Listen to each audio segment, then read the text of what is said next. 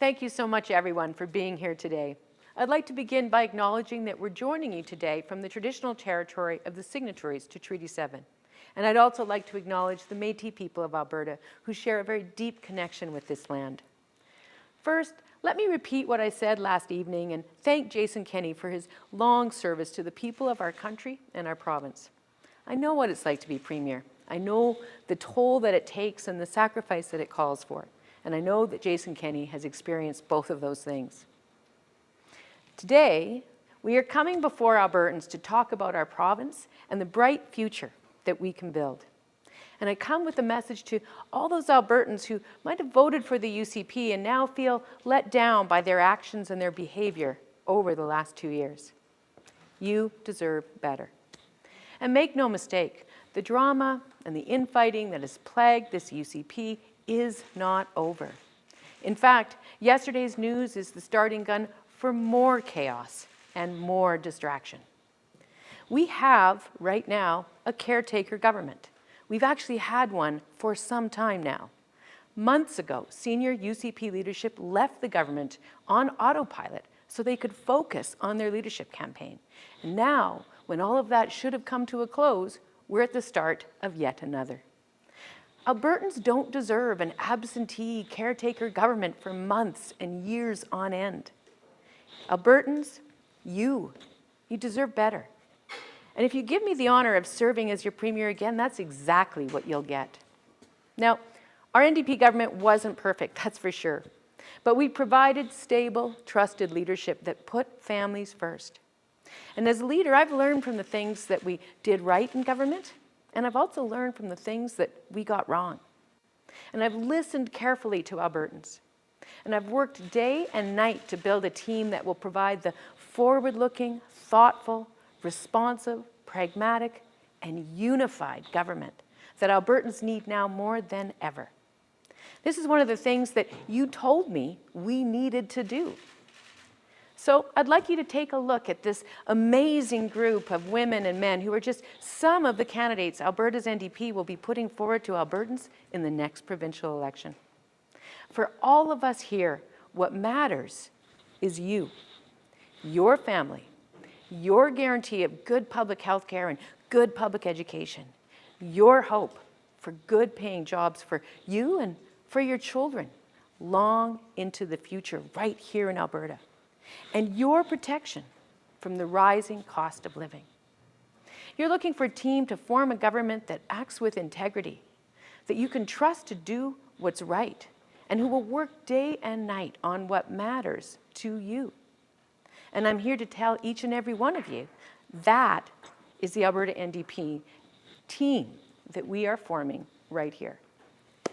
The individuals who are with me today and those who are working so hard in their communities across this province as we speak are talented, and they are laser focused on making life better for all Albertans. These are determined, down-to-earth people who understand the challenges we face. We have a crisis in healthcare, and to fix it, we're going to need leaders who can help us recover from COVID-19 and reinvest in frontline care. Leaders like registered nurse Diana Batten in Calgary, Acadia. She's witnessed firsthand the destruction caused by the government during the COVID-19 pandemic. Rather than rolling up their sleeves and tackling the greatest public health crisis we've ever faced together, the UCP chose to undermine and attack frontline workers like Diana. They even went so far as to threaten to cut their pay in the middle of a pandemic. And joining Diana on this NDP team is paramedic Cam Heenan from Leduc Beaumont. Cam and his colleagues have been going at 150% for a long time, trying desperately to provide emergency health care to Albertans when they need it. But instead, they've been abandoned, and what they need is real action. And Cam has ideas on how to fix our EMS because he's on the front lines every day. We also have on our team Danielle Larrabee from Lesser Slave Lake, a registered nurse with 24 years experience providing care. And Dr. Luann Metz in Calgary Varsity, a world-renowned medical researcher and neurologist on the cutting edge of medical advancements. Folks, to put it bluntly, Alberta's NDP will put an end to the chaos in our hospitals. We'll fix healthcare because some of us literally are healthcare. Now, We also need leaders we can trust to focus on diversifying our economy and creating good jobs for Albertans in our energy sector and elsewhere. Leaders like energy analyst Samir Kayende in Calgary Elbow and sustainable energy expert Najwan Al-Junaid in Calgary Glenmore, whose collective experience in the oil and gas sector, in renewables, and in their financing can help us leverage Alberta's natural resources towards a truly diversified economy, where we create countless new jobs and drive billions in new investment. Alberta also needs leaders who know how to collaborate with local voices to build stronger communities, like former Calgary City Councillor Drew Farrell, running in Calgary Bow, and former Lethbridge City Councillor Rob Miyashiro in Lethbridge East, who both have incredible records of public service, as does former Sturgeon County Councillor Karen Shaw in Mornville St. Albert, who also brings first-hand experience as a cattle farmer and successful entrepreneur. And speaking of agriculture, in Lac St. Anne Parkland, we have O'Neill Collier, who serves steadfastly as Alberta's Minister of Agriculture and Forestry. And we have Richard Bruno from Camrose. Richard runs an operation of about 175 cow-calf pairs in addition to a small business in town. He'll be a voice for business, for agriculture, and he, O'Neill, and Karen will help us drive agricultural innovation and create new markets by championing our sustainable and world-renowned agricultural Alberta exports. Richard's also Métis, and through his own experience as well as the experiences of Indigenous candidates Jody Callahoo Stonehouse in Edmonton Rutherford, who's here today, and Marilyn North Pagan and Calgary Klein, we'll chart a path focused on truth and walking a real path of reconciliation. And when it comes to our natural spaces, well, our wonderful parks and our magnificent Rocky Mountains, you can count on conservationist Sarah El-Maliki from Banff Kananaskis to ensure those remain protected, accessible, and are never, ever converted to coal mines. We'll build good schools and properly support classrooms by relying on the advice and experience of candidates like teacher Rosman Valencia in Calgary East, and educational assistant Julia Hayter in Calgary Edgemont. And of course, we will bring all Albertans together to develop a curriculum that truly, truly prepares our students for their futures. And when it comes to providing for our kids, for our families, we'll take real action to help Albertans make ends meet. And we'll look to people like anti-poverty advocate Janet Aramenko in Calgary Curry, and small business entrepreneurs like Gurinder Brar in Calgary Northeast, and Parmeet Singh in Calgary Falcon Ridge for assistance with that critical work. And our commitment to you is that under an NDP government, you will have more money in your pocket. This team behind me has real experience and bench strength, people who know how to govern. Sarah Hoffman, Kathleen Ganley, Joe Cece, Irfan Sabi, Marie Renault, Heather Sweet, Christina Gray, Raki Pancholi, Lauren Dack, Martin Schmidt. The list goes on and on. All of them and their colleagues have proven to be effective, skilled, dedicated public servants who know the job and know what it means to work together as one team, making critical decisions, approving big projects, managing emergencies, and creating new programs that make life better for Albertans. Every one of these candidates bring with them a wide range of diverse experiences and perspectives that make up the best parts of our province. They're experienced, capable, and ready to make a difference. While the UCP is picking fights with each other, our team is truly united. We're focused on people, not power. As leader of Alberta's NDP, I'm here to send a message to Albertans today. Our party has been working to put forward better ideas, listening to your hopes, and putting together a team that is able to achieve the better Alberta we all want. And while the other guys think they're entitled to your support, our team wants to earn it by thinking bigger, acting bolder, and working harder. To all those Albertans who've joined us already, thank you. We need your help, and your contributions are making a difference. And to all those Albertans who feel betrayed by UCP lies and broken promises, but aren't too sure about the NDP, well, I say, look a little closer at our team, and you'll find Albertans who are just like you, who share your love for this province and your hope for its future. Thank you, and I'm now pleased to take any questions folks may have. Thank you, and we'll start with questions in the room. When do you expect the election to be called? Well, you know, I don't know. I'm not the one that gets to make that decision. What I do know is that when it is called, we will be ready. We will be united. We will be focused on providing to Albertans the things that actually matter to them. Healthcare, affordability, competent government that they can trust to show up to work and be there for them. Do you think it'll be before the spring, though? You know, again, it's very much up in the air, as is so much with this government. There's so little that we can count on with them. But our focus, no matter the timing, is to continue building this incredibly talented team and to continue talking to Albertans about what matters to them and to continue putting forward ideas for how we get to the place where Albertans want us to be. At this time yesterday, did you expect that we'd be without Jason Kenney effectively as a premier as of today at this time? Did this catch you off guard? You know, I think we were open to any kind of possibility happening today, but what's really most critical is that actually not that much has changed. We didn't have a government focused on governing for months and months and months leading up to yesterday. And now, I suppose what's changed is we know definitely that we won't have that for months and months and months going forward. And that probably would have been the case no matter what happened yesterday.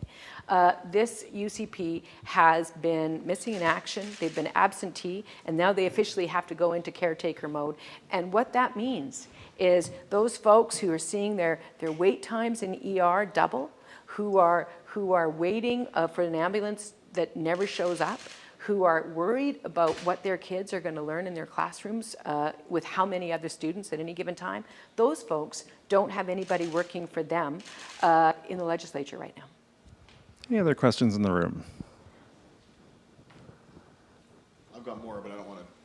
I'll go to the phones first, and then we'll come back. Just a reminder to press *9 if you're on the phone. Raise hand function if you're joining us via Zoom. If you could say your name and your outlet at the top, that would be great. Go to our first caller. Hi, Rachel, it's Dean from CP. Just to, can you just give me a quick update on candidates? Looks like you have, with David Eggen, you have 22 candidates ready. Is that selected, and is that accurate? And how soon do you want to have the full slate ready to go? So we've got about 22 right now. I believe that by the end of June, we'll be up to around 40. By the end of August, it'll be around 60. And then probably mid-fall, we'll have everybody else. But maybe I might wait till the very end. We'll see. Any follow-up, Dean? Yeah, thanks. I talked to you a couple months ago, and you said the decision was looming on Thomas Dang. So what's the plan for Edmonton South? Is he going to be your candidate? Well, we have not finished vetting all the candidates in Edmonton South, so that is a decision still to be made by the executive. But certainly my view is that as long as there's an active criminal investigation, we will not have anybody who's under active criminal investigation running as a candidate for us. We'll go to our next caller. Hi, Shailon Skolsky with CTV News Edmonton. Thank you so much for taking my question. It's just in regards to your political strategy, Rachel Notley. With Jason Kenney, you had an opponent with a long political history that you could attack, you could criticize. With a new leader and a possible new face, I guess, what is your political strategy on how you plan to run against a new leader without that lengthy political history potentially? Well, I mean, it's a little premature to talk about what the new UCP leader may or may not bring to the table. What we know right now is that the UCP has a record. It has a record, quite frankly, that has let Albertans down. And most recently, it's best summed up by the fact that they've been so incapable of coming together that they haven't been showing up to work for months. And now we know they still won't. This is a UCP, this is a government and a party that is not capable of taking real action to support Alberta families who are struggling with affordability issues. And they are allowing a crisis in healthcare to get worse each and every day. And they're letting down Albertans on many, many other fronts. And frankly, what we're hearing from folks on the doorstep is that they just don't trust the UCP. They have shown that they are not now and never were ready to govern. And our message, no matter who the leader is that we are ready. We are more than ready. And so it doesn't really matter who ultimately is leading them into the next election. The fact is that they've got a record, and I'll put mine up against that one anytime. And our team and its level of unity and singularity of purpose, I will put that up against the UCP anytime as well. Any follow-up, Shalane? Yeah, when you talked earlier about, some lessons learned potentially in your last leadership run and knowing that your government wasn't perfect, I guess, walk me through what were those lessons that you learned and what will you do differently? Well, I think when we first got elected, there was just so much to do in terms of getting ourselves ready for the decisions that we had to make. We didn't maybe spend, and I didn't spend enough time listening to Albertans and reaching out and talking to folks, not just folks that supported us, but stakeholders across the province, and engaging in a more meaningful way before we made decisions to move the province forward. Not necessarily always agreeing, but definitely ensuring that we listened to what people had to say and that we took a pragmatic and practical approach to going forward. So, there's little things or specific things, but I think it can be wrapped up into this idea of being more open and accessible and taking more time to really hear the serious concerns and issues that folks would have on particular issues in advance of taking those decisions.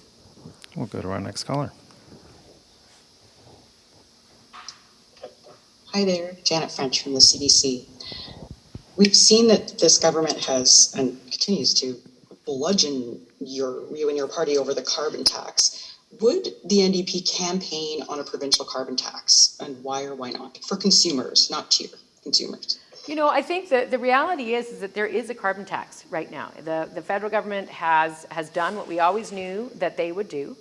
And so they have a carbon tax, and they are rebating 90% of it to Albertans. I would more likely spend my time, though, campaigning on the opportunities that exist for all Albertans for us to take real and meaningful action to reduce emissions, both domestically as well as in terms of our export economy. And to look at ways in which we can leverage our investment in that to diversify the economy and grow jobs. So yes, we'll be talking about climate. We'll be talking about the need to confront this existential crisis. We need to address it, no question. But I think there's other tools that we'll be spending more time on right now. The carbon tax issue has gone to the courts, and it's been ruled on by the Supreme Court of Canada. So there's other work we need to do. Rather than fighting about things that happened in the past, we need to reach out to what's best in Albertans. And we are a province full of people that roll up our sleeves and take on challenges and make the best of it.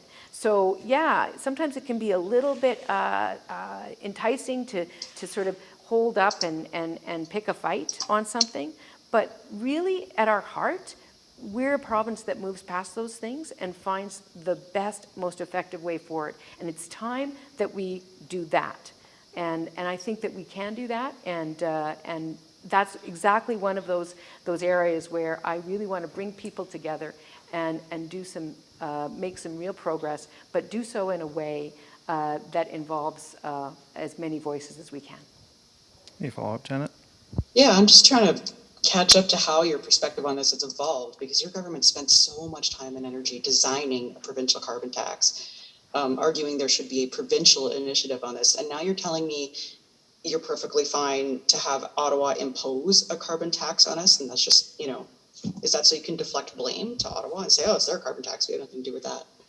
Well, what we always said is that by having a Made in Alberta plan, we could make decisions that was best for us both to most effectively reduce emissions while at the same time leveraging economic development. And we're not giving up control over that. our climate leadership plan was not just the carbon tax. The climate leadership plan included many, many different elements to it. And we would still be looking to the federal government for them to participate financially and fiscally in terms of supporting Alberta as we move forward. But you know, the reality is that since we brought that program in, the matter has been tested all the way to the Supreme Court of Canada, and there is a tax in place. So we could redesign one, I suppose, and bring it back to Alberta, but really the issue is not that. The issue is, what do we do to create the right market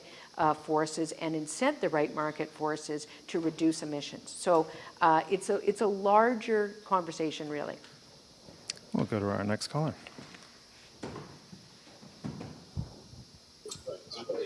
Hi, Rachel. It's Michelle Bellefontaine from CBC. I was curious about a couple of your incumbents who have decided not to run again, John Carson and Richard Feehan. Did you give your incumbents a deadline to make a decision about whether they were going to run again? Actually gave them multiple deadlines. Some followed the deadlines better than others. Okay, thanks, Mike. Sorry, are you still there? No, I mean, I did give them deadlines, and then at different times they told me, and then we talked about when the best time was to announce that they wouldn't be going forward. And you know, I mean, that it happens. Both of them are wonderful members of our team and have contributed to our caucus since they were first elected, and we're going to miss them. But you know, that's how these things work sometimes. Even the best, most united team, sometimes people decide they want to do something else with their lives, like, you know, Richard's case, retire. John, spend more time with his new baby. So yeah, so that's what happened there. Any follow-up, Michelle? Oops, sorry. Yeah, I just wanted to unpack this whole thing about the carbon tax, and it really sounds like this is something you don't want to touch at all. With the 10-foot barge pole. Is that fair to say? I mean, do you still feel that this is toxic for you politically?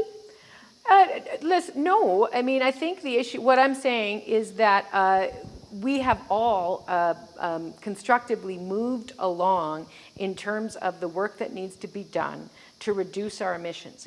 The fact of the matter is that a carbon tax, whether it's administered by the province or whether it's administered by the federal government, you will find leaders in the energy industry right now who will say they absolutely need it to stay in place in order to create the long-term security, predictability, and market incentives that will drive the kind of investments that are necessary to reduce emissions. So playing a cat and mouse, oh, we're going to have it, we're not going to have it game with the carbon tax creates the very instability that undermines the work that needs to happen very aggressively to reduce our emissions. So the fact is it's in place now. What will we do when we become government in terms of negotiating with the federal government around how to incent the particular strategies that need to happen in Alberta in a way that achieves two goals: one, reducing emissions, and two, diversifying our economy and creating new jobs that are sustainable in the long term? That's something that, you know, we'll work with the government, the federal government on once we're in that position. But the high level principles remain the same. We need to price carbon. We need to have a sustainable, predictable carbon market to drive the kind of incentives and investments that we saw take our renewable energy industry from 0 to 60 in a way that nobody ever expected we could, and that is now driving huge investment in the non-renewable sector to reduce our emissions. So it's complex, but it's a complex thing, but the project has moved on from when we were in government, and it's our job to figure out where it is and then develop policy, as I said, collaboratively, openly with folks about how best to, as I say, achieve those two objectives. And again, those two objectives can be achieved hand in hand. We can reduce emissions boldly, ambitiously, and at the same time grow the economy, diversify the economy, create new jobs. It is an opportunity, not a burden, and we need a government that recognizes and understands that. We'll go to our next caller.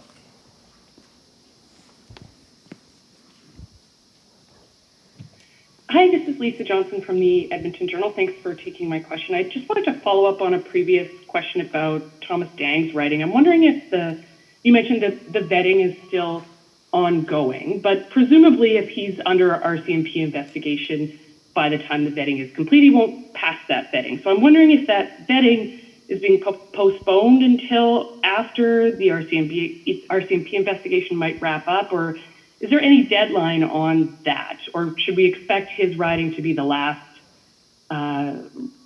nomination?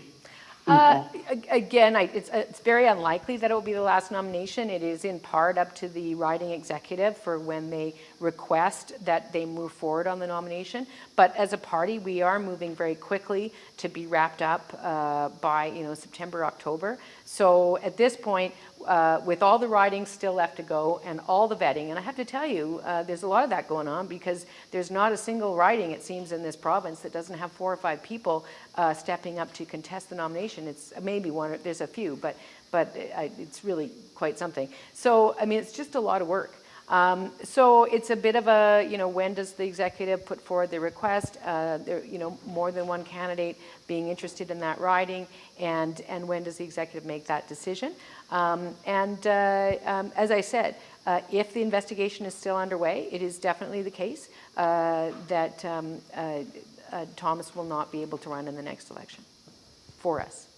Any follow-up, Lisa?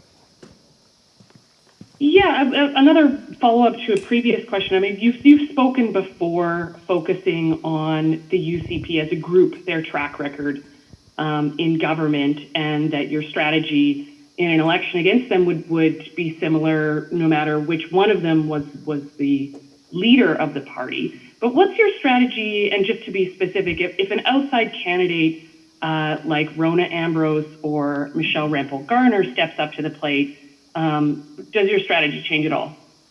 It really doesn't. Last night actually I digress. I won't get it. Last night we nominated David Eggen, which was really awesome, and he's been in the legislature about 2 months less than I have. Sorry, that's what made me think about it. I digress.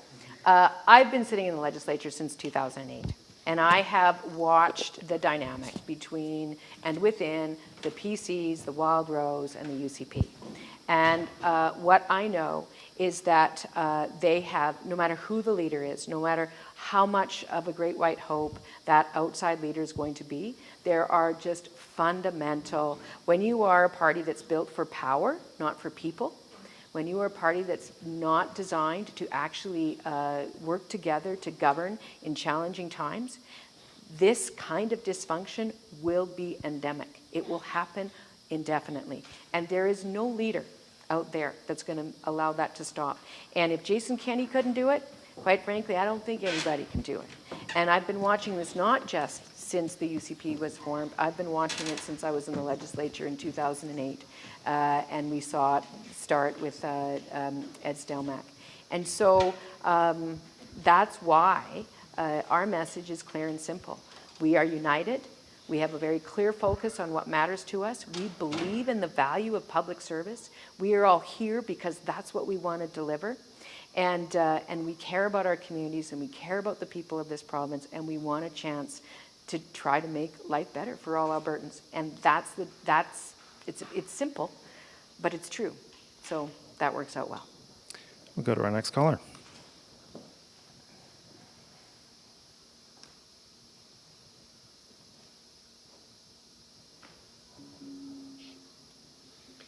Hi, Rachel Manuel here with the Western Standard. Ms. Notley, Take Back Alberta, arguably the main group that was organizing to remove Jason Kenney from his leadership role, has said they're now going to turn their attention to your party, the NDP, and its socialist agenda. I'm wondering if you can respond to that. This doesn't surprise me. That is politics in Alberta, and I'm hoping that they're registered appropriately with Elections Alberta. I'm not sure if they are or not. But that's the debate that we will have in Alberta. And I hope that we're able to speak truthfully on the basis of facts and to each other and to all Albertans, and Albertans can make the choice about who they think is best placed to give them the kind of stable, responsive, thoughtful, pragmatic leadership that I think most Albertans are looking for right now. Any follow-up, Rachel? Sure. Yeah, I guess I'm wondering how you're planning to withstand their attacks. I mean, they were arguably very successful with their attacks on Jason Kenney, who didn't receive a strong mandate yesterday, and that's what led to his resignation. I'm going to just continue, and our team is going to continue talking openly, honestly, frankly, to all Albertans about the things that matter to all Albertans. I think it's probably the case that a campaign to all Albertans looks a little different than a campaign to UCP members. And certainly what we are hearing from Albertans on the doorstep, who we have been talking to for some time, is they want a government that is focused on protecting and growing our public health care system, fixing the broken curriculum, and working to help families with the affordability crisis that they're facing. They also want a government that they can count on to be there for the whole length of the term for which they're elected. Got time for one or two more in the room. I just want to follow up a bit more. I mean, I know you said you sort of saw this coming and weren't entirely stunned last night. I think it's something you've been dealing with for years. And suddenly, 4 to 8 months away from an election, he's not a factor anymore. Was that not a surprise to you and the people around you? And is this not a window of opportunity for you? Or is there concern about his replacement? To follow some of the other questions, could be a tougher opponent for you. But just, if you can take me through that again, last night seeing this nemesis of yours suddenly fall on the sword. Well, I know this, I've said it before, and I don't mean to be repetitive, but honestly, a lot of what has been going on within the UCP is not something that we've seen reflected in the choices that they make when it comes to leading the province for the benefit of Albertans. So a lot of this UCP stuff has been noise. And we've been just going right through the noise and talking directly to Albertans about the issues that matter to them. And that's what's been driving what we've been doing in opposition, not only from an opposition point of view, but also from a propositional point of view, in terms of the policies that we're presenting to Albertans and the calls that we're making to the government. And so because we're so focused on the things that we know actually matter to Albertans, the toing and the froing and the ever-changing rumors about whether who's in and who's out, you know what? We watched them be entirely distracted to the point of paralysis and inaction by that conversation. And we made a decision as a caucus and as a party a long time ago to not let ourselves be distracted or paralyzed by that conversation, but instead to focus on what Albertans need right now. And so that's why it wasn't quite the dramatic thing for us last night, because there was noise before, there'll be noise after, it's noise. What is the common theme is that nobody's going to work for Albertans these days who is in government right now. And that's all for today. Thank you very much. Thanks, everyone. Thanks, you guys. Thank you. So much for watching, and to learn more, check out albertasfuture.ca.